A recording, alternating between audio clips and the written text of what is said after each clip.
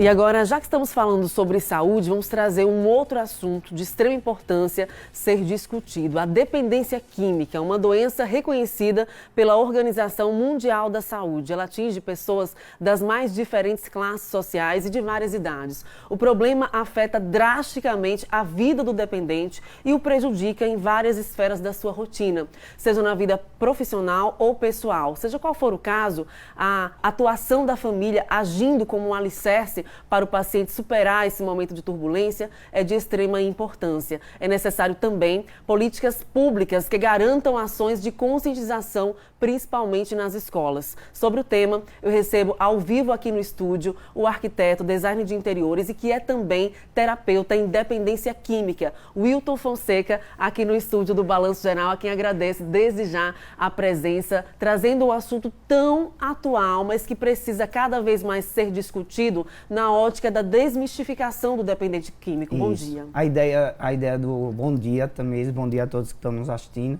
A ideia é essa, é desmistificar a imagem do dependente químico, né? A sociedade preza por uma imagem que é excluída, né? Ela fica a par da sociedade, ela fica afastada da sociedade. O dependente químico não tem cara, ele não tem classe social, como você falou, ele não tem profissão, né? Ele tem uma predisposição de uma doença que é crônica e que ela não tem cura, né? É como uma doença como a diabetes, ela não tem cura, você tem que controlá-la, você tem que dar manutenção a ela e principalmente você tem que estar ali olhando para o seu autoconhecimento diariamente, porque ela envolve o físico, o mental, o espiritual e o social. Então é uma doença que precisa a sociedade acolher de uma forma com mais carinho, né? Por isso o meu papel de mostrar o rosto para todo mundo entender. Eu sou um dependente químico, né? Mas estou em tratamento, estou em recuperação, vivo a minha manutenção. É um estigma que eu venho tentar agora lutar, como eu fazia lá em Recife, agora aqui em Aracaju, mostrar nas escolas, mostrar para os governantes que é preciso uma política de esclarecimento, de mostrar ao jovem o que desencadeia, né, essa doença e essa forma. Eu estou frisando bem doença, porque a sociedade vê o dependente químico não como uma doença. É por isso que eu citei que a Organização Mundial da Saúde, ela já reconhece o dependente químico como uma pessoa vítima de uma doença. E aí, nesse processo, há uma dificuldade da pessoa reconhecer que tem essa doença. Sim. Quando reconhece, muitas vezes não encontra o apoio da família para que se tenha subsídios para tratamentos. Aqui em Sergipe, existem poucas clínicas de reabilitação do dependente químico e o poder público precisa atuar mais nesse sentido, né? Sim, o poder público precisa estar mais atuante, precisa estar mais presente, precisa fazer políticas de conscientização, né? Precisa entender que o dependente químico, ele precisa ser acolhido e um papel importante tem que vir da informação. Isso não é uma coisa do outro mundo, como se via, né, alguns anos atrás. Isso é uma realidade. A OMS, como você falou, a Organização Mundial de Saúde, fala que a cada 10 pessoas, uma pessoa vai desenvolver uma dependência emocional, química, né, ou por alguma outra substância. E por trás de toda a dependência, o que existe? Existe a depressão, que ela eclode por conta de traumas de infância, pode existir uma ansiedade crônica, pode existir diversas síndromes de pânico. Então, existe todo um cenário que leva uma pessoa a ser vítima dessa doença. Agora, nesse processo, como é uma realidade, a gente não pode negar, é preciso, como você bem frisou, políticas públicas e nas escolas. Então, Sim. É preciso se pensar em projetos voltados para políticas de conscientização nas escolas. Dos jovens. Dos jovens. Isso, era um papel que eu estou trazendo para aqui, para Sergipe, né, de ir nas escolas, conversar com os jovens, explicar a eles a gravidade, né, dessa curiosidade de se entender a doença, ou então de experimentar a droga por questões de influências mesmo da idade, que é normal.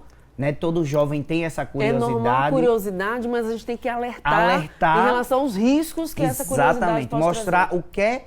Qual é o risco e maior, qual é o dano que essa curiosidade causa no futuro. Porque aí... Porque como você falou, lá esses traumas de criança, eles vão reverberar para o resto da vida. Então, hoje o que a família precisa entender que quanto mais você expor essa situação, acolher a pessoa e não esconder, não achar que isso é uma falta de caráter, é um defeito moral, não. É uma doença e ela precisa ser tratada, ela precisa mostrar, né, para a sociedade que isso é real, existe e não é uma mística que criaram em cima daquilo que só é o de rua, só é o que está ali jogado, não. Está dentro das casas, está dentro dos colégios. O foco é os colégios estaduais porque são mais vulneráveis, né? Mas a minha ideia como eu já tenho palestras para colégios particulares e estaduais. Inclusive você vai estar, não precisamos citar o nome da escola, mas você vai estar em um município sergipano.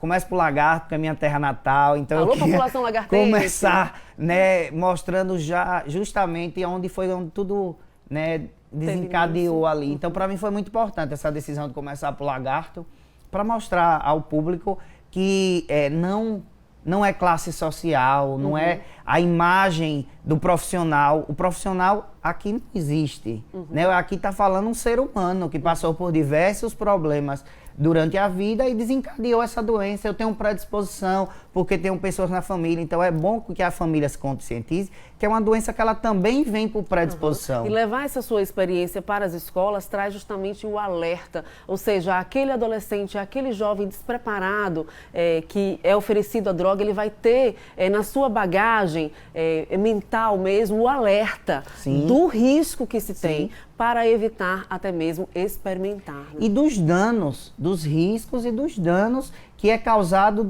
durante esse tempo de uso, né? Ele tem que entender que vai acarretar para o resto da vida. Tem coisas que é irreversíveis. É um problema de saúde pública e por isso a gente trouxe aqui para o Balanço Geral Amanhã. Quero agradecer ao Wilton Fonseca a presença aqui com a gente, né? Agradecer e elogiar essa iniciativa que é voluntária, que deveria vir do poder público. Mais ações de políticas públicas de conscientização nas escolas. Sim, eu aqui agradeço o espaço, eu acho que isso é muito importante, né? A gente trazer para luz, para o cenário atual, essa dificuldade que a sociedade tem de acolher, né, a doença. E queria agradecer primeiro a você, a todos os telespectadores, principalmente a galera lá da Clínica de Reabilitação, que eu tenho certeza que está lá assistindo, está todo mundo lá curtindo. Aquele alô, então, para todos os pacientes, para todos os médicos, profissionais, conselheiros, enfermeiros que atuam ajudando essas pessoas que necessitam tanto. Esse pessoal que acolhe tão bem, que consegue entender, né, nossa doença, nosso problema, que trabalha no dia a dia com isso. Perfeito. Um abraço para todos vocês. Muito obrigada. Bom dia. Eu que agradeço.